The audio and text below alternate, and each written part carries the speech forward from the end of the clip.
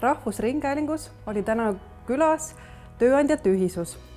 Tööandjate ühisus pidas kõigepealt siin oma foorumit, kus räägiti vähenenud töövõimega inimestest, nende kaasamisest tööjõuturule, olulistest trendidest, aspektidest.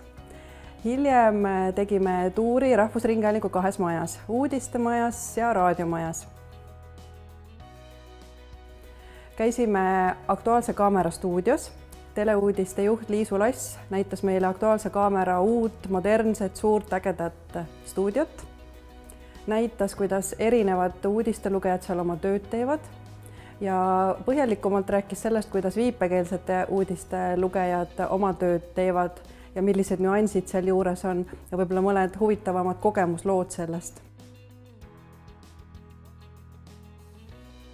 Edasi käisime Klassikaraadiot vaatamas ning arhiive külastamas, kus meil samuti töötab vähenenud töövõimega inimesi.